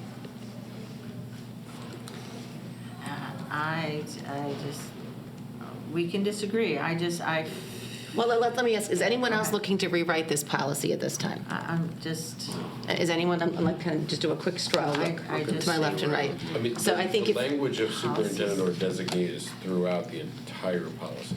It's everywhere. But that's not the same activity. So if we're talking about who can sign the bills, well, obviously we wouldn't have the administrative team sign the bills. It's a superintendent, and when he's out of the office, it would be the designee. That's a different situation than this. But so there's those kind of finite operational tasks, if you will. Yes. There's also policy development. The superintendent is provided a tremendous amount of authority under state law in this policy book to handle many things, including grading and promotion. So if you're looking to make that change throughout, it's a comprehensive rewrite of the book. It's not simply 6:280. That's my point. So if that's something, I guess my suggestion is if you want to take a look at that and bring it back as a new business item, to me, that's a different project as opposed to this, which is the word change. But I'm not hearing you having a concern about changing or designee here. Well, that was added. I don't think that was the correct addition. I think. We for added this that so policy. that it gives us superintendent flexibility. Otherwise, it just said the superintendent. Right, but so, or designate one other person. I just think having one person establish the system of grading for a school district could be dangerous. All right, so like Could be. if you look, Laura, at policy 6:300 graduation requirement, the superintendent or designee is responsible for maintaining a description of all course offerings, notifying students, parents of graduation requirements, developing the criteria for determining when a student accomplishes the graduation requirements, complying with state law, taking other actions needed. We know that the superintendent then delegates that through his team. But in the policy, this is written as the superintendent or designee. Well, then, yeah, then that probably should be something we should be, when that comes up to us, that would be something it would be my advice that we should talk about and discuss. I mean, I would go back to even not in this packet, but in general, there's duties and authorities given to the superintendent in board policy, right? And it goes through the authority over district management, and that's one of the matters that is then further developed in that particular board policy. So I guess for purposes of this evening, are you looking to rewrite this policy or multiple policies, or is that something you want to take a look at a future date when you have a chance to go through the other policies? Well, this single policy has come on our plate. We get them, we get a section every quarter. I'm aware. Right. And so it doesn't mean we have to go through every single one. As they come to us, then we have the opportunity to look at them and update them. So this one has come to us. And that's why it became obvious to me when it said the superintendent. And that raised a flag for me that one person in an entire district would set that requirement. I would But think isn't it the would be the superintendent your superintendent and his, CEO? the superintendent and the team.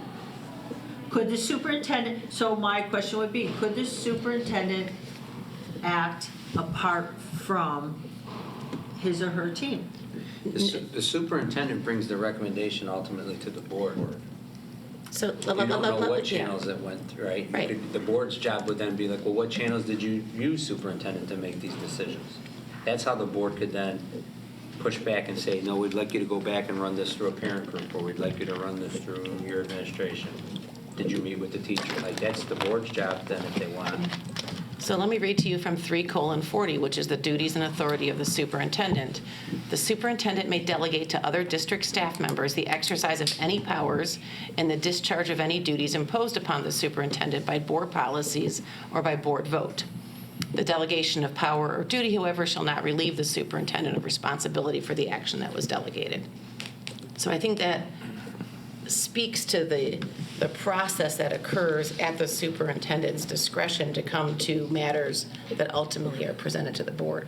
I mean, ideally, I would want my superintendent to be working with his very qualified administrative team. When I'm looking at policy, I'm looking at a time when the current superintendent we don't have, there might be another superintendent in that seat, and maybe that superintendent feels differently. And when it's written that way, that superintendent could ignore the team and set something different. Is this an item that we can move to next meeting so we can discuss this in the interest of? Yes, I mean, we can certainly pull, do you want to pull the whole press policy? No, I mean, the only thing would be is Just that one just this one, I mean, it's not going to be critical if this doesn't get changed till next meeting, right? This one word? No, I just don't know what the next step is between this and the next meeting, right? I think,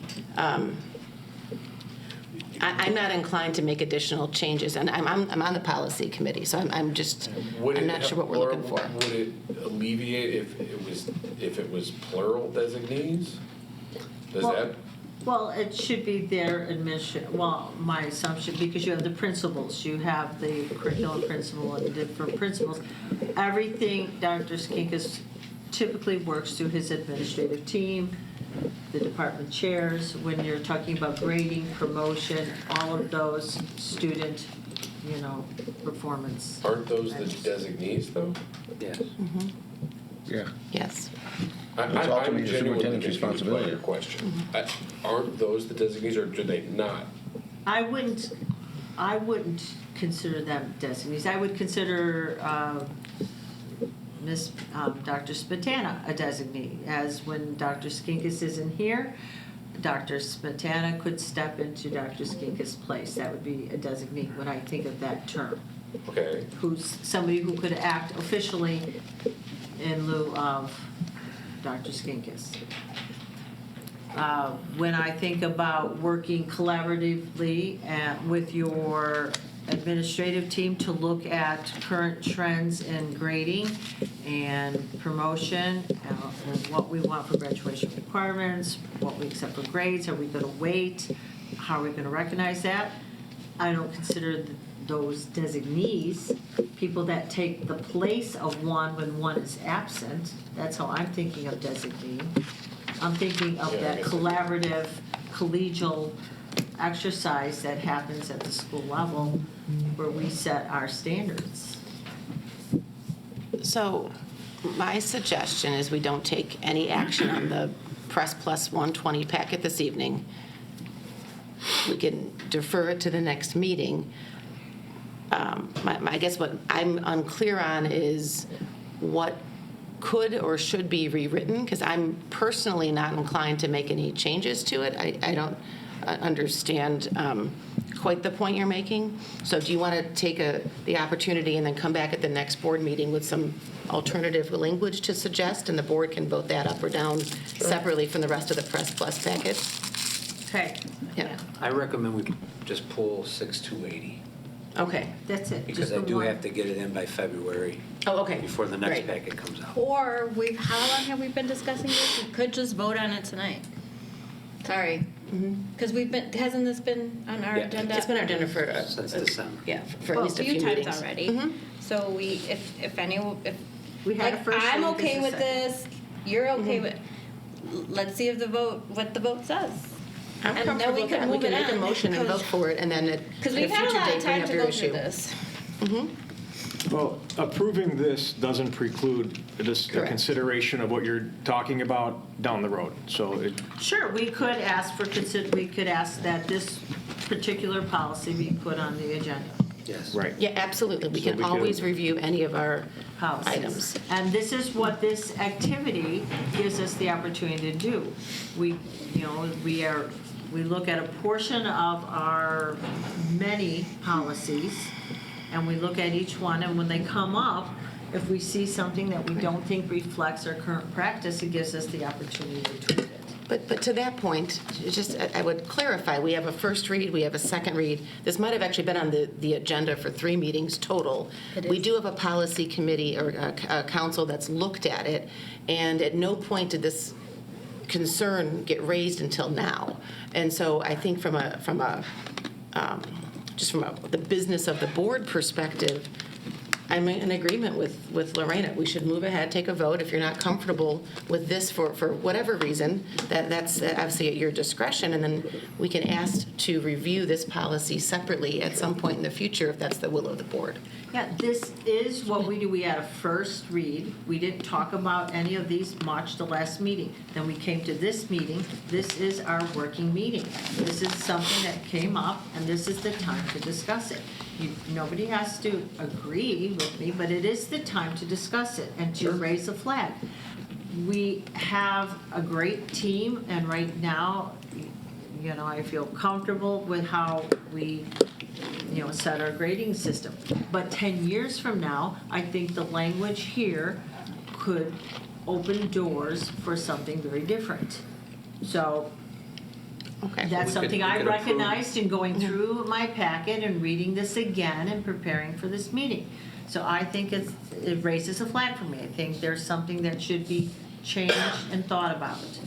So that's Okay, does anyone else have any comments on this, or should we? So we can vote on it. Let's go ahead and do the motion then, please, Ms. Gasko. Pull it back out. The Board of Education, Township High School District 208, Cook County, Illinois, approves Press Plus Policy Issue 120 as presented in the January 20, 2026 Board Agenda Packet. Second. Second from Mr. Durkin. This is an all in favor, but let's do it as a roll call in case there's some separation of the vote, if we could. Mr. Caputo? Yes. Mr. Durkin? Yes. Ms. Gaska? Yes. Ms. Ruska? No.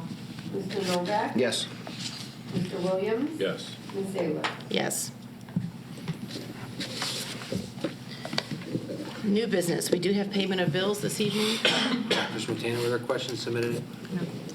The Board of Education, Township High School District 208, Cook County, Illinois, approves the payment of bills as presented in the January 20, 2026 Board Agenda Packet.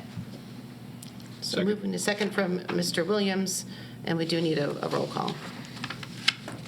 Ms. Gaska? Yes. Ms. Ruska? Yes. Mr. Novak? Yes. Mr. Williams? Yes.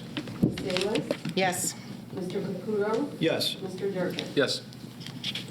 Historic property resolution. This is annual. Annual formality. This is so that any of the historic properties are not excluded from being levied on taxes for the school district. Were there any questions? There were no questions submitted on this. Okay. Do you want to do a first read, or can we, is this time sensitive? This is time correct? sensitive. Okay, so if everyone's comfortable, we'll go ahead with this. The Board of Education, Township High School District 208, Cook County, Illinois, approves a historic property resolution that certain assessment relief provided by the Illinois Property Tax Code for historic buildings not applied to taxes that are levied by the Board of Education of School District 208 as presented in the January 20, 2026 Board Agenda Packet. Second. Second from Mr. Durkin. Do you need a roll call? Mr. Novak? Yes. Mr. Williams? Yes. Ms. Salis? Yes. Mr. Caputo? Yes. Mr. Durkin? Yes. Ms. Gaska? Yes. Ms. Ruska? Yes. The next one is the board member and employee expenses, policy 2:125. Again, an annual resolution that we approved. The dollar amount previously was $1,500, and it had not changed since 2017. So I'm recommending $2,000 at this point. Kristen and I laid out a 3-day trip with the conference, flight, and hotel room, and our meal per diems that are in our operating procedures, and that did not even push the limit on what the Uber expenses or ride transportation to hotels from the airport would be. So we think that $2,000 is a fair amount. But just point of clarification, this is never, in my tenure on the board, people have not No, used but the this. board, when the board approves this, it also applies to one of our policies in Section 5, Chapter 5 of our policy manual, which applies to non-employees, and we do have employees that do travel to conferences and things like that. Gotcha, We try to okay. keep them under $2,000 or $1,500. Right. And we do honor like the IRS Yes, mileage rate. mileage, right, all that. Okay, so that's good to know. Any questions or comments on this? No, see, this is a case where things Please evolve and please change. don't lecture me. Are we ready? Yes. The Board of Education, Township High School District 208, Cook County, Illinois, approves the attached resolution to be in compliance with Board Policies 2:125, Board Member Compensation, Expenses, and 5:60, Expenses as presented in the January 20th, 2026 Board Agenda Packet. We have a second. Second from Mr. Durkin. Do you need a roll call, please? Mr. Williams? Yes. Ms. Salis? Yes. Mr. Caputo? Yes. Mr. Durkin? Yes. Ms. Gaska? Yes. Ms. Ruska? Yes. Mr. Novak? Yes. Visitor statements, seeing none for the second opportunity. Board of Education discussion items. Is this for future agendas, or is it?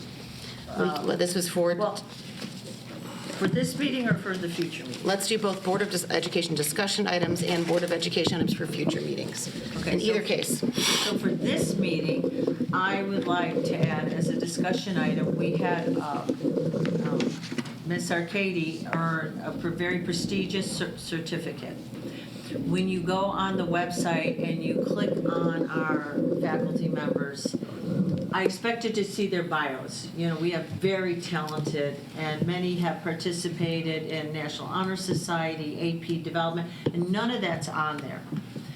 And this recognition is really significant. You know, we're a one-district school. we have excellent instructors, almost to, it is at the collegiate level. And we have more than one. So I feel that on their bio, on the website, there should be something to denote that. Even, when you click on the English department, you see all the faculty members, even if they had an asterisk by their name and underneath it said, these instructors have earned this national certificate. I think we should recognize that. That's part of our goals, to support our administration.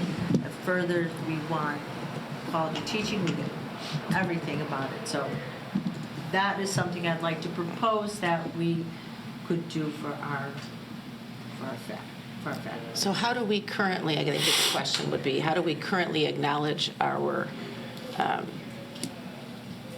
teachers at this designating level? I feel like I've seen signs so up. we've acknowledged teachers in our weekly newsletters, our quarterly newsletters, our faculty meeting, obviously here. I think that suggestion seems reasonable. I just have to work with the team, right? Because we have the directory, and I mean, we know our teachers' accomplishment. We don't put teachers' bios though up on the website, and we have these little placards where Dr. Freitas implemented a few years ago in front of each teacher's door, so that there's pictures, so students have a name and a face, and gives like what activity they sponsor and a couple fun facts. And some teachers felt uncomfortable having that out there, so we're working through that. But I think we meet where everybody does now. But I think having a section or we do run it on the thing for our national board teachers, so we could possibly earmark when they go to the directory, star symbols, they're a national certified teacher. Yeah, It's not been a concern brought to us by anybody, so it's not a bad recommendation. When you look, because if I'm a parent and I'm just coming into the high school, how would I know? I've not been to a board meeting. But it also doesn't give you a right as a parent to say, hey, I'd rather have the national board teacher teach my son's English class than the regular English teacher. No, but if you're a parent and you're like, wow, there are several teachers here who have earned that, that makes you really feel special about the school. We as family in this district, we pay a lot of money, we pay a lot of taxes for this school. And we have an invested interest in this school. And then when you see that, you're like, well, this is what we're contributing to. This is why maybe I work that extra job so I can contribute that RB stays excellent. And when you see that, that should be an accolade that we are proud of. If I might add, on the school report card, on the Illinois report card website, it states that 72% of our teachers have a master's degree or higher, and then it states that 13 of our teachers are national board certified teachers. So when I'm looking at a school district, for better or for worse, my instinct is to go to the school report card, so that would give me information. I would think if we could add an asterisk to it on the directory, we could do that, but the information is available. But you wouldn't know which teachers. 13, that's a huge number for our school.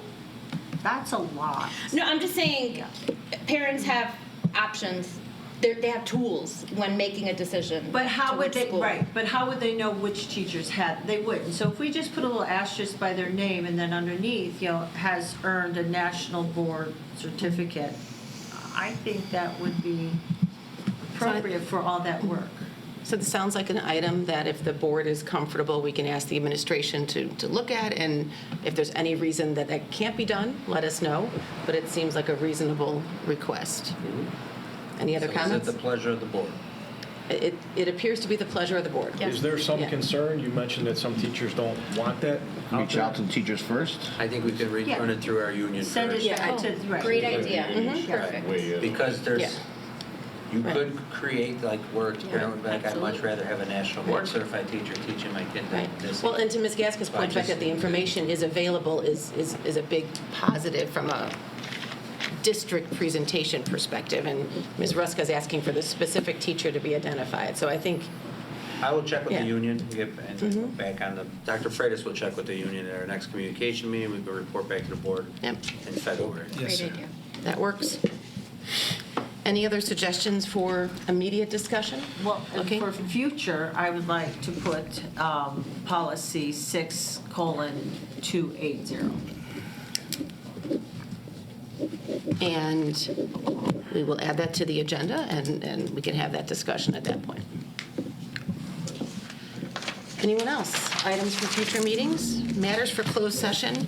We do have appointment, employment, compensation, discipline, performance, or dismissal of specific employees of the public body.